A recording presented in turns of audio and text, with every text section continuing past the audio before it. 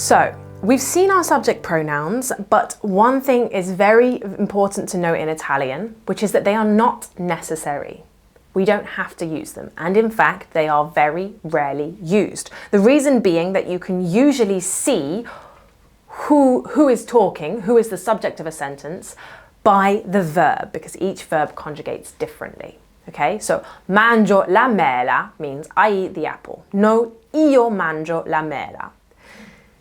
If you do see a subject pronoun, it's usually used for one of two reasons. One, to avoid confusion, for example, between lei, she, and lei, formal you, or to emphasize the subject. So if you wanted to say, I'm going to go to the shops, not you, then you would say io, and then not you, okay? That's when you would use it. You will get used to these kind of differences over time. For now, let's practice our subject pronouns. So we've got some in Italian on our screen, io, noi, and loro. I would like you to match them up with their English versions.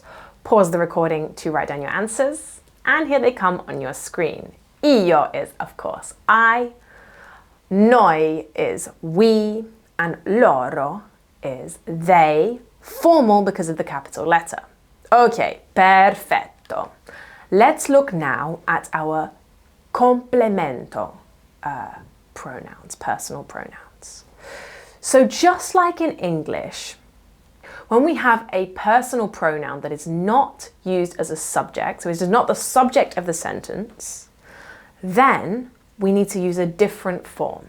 It's the difference between I and me, okay? He and him.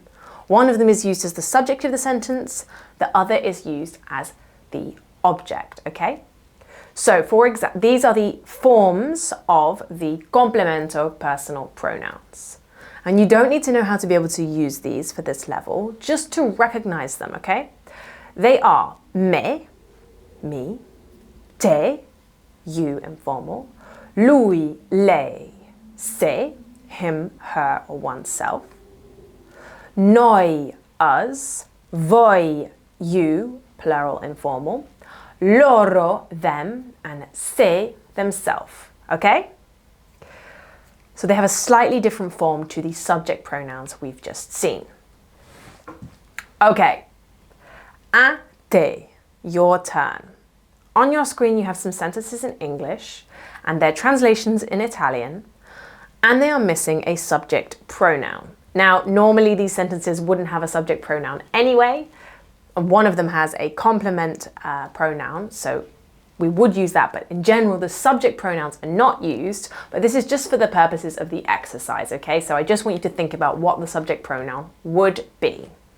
Okay, so we go to the beach becomes noi andiamo alla spiaggia. Alla spiaggia. I want an ice cream. Io voglio un gelato. Tu sei gentile. You are kind. She is talking to me. This is our complement form. Parla a me, not parla a io. It's like saying she is talking to I, not what we would say in English. Parla a me. She's talking to me. They have a daughter. Loro hanno una figlia.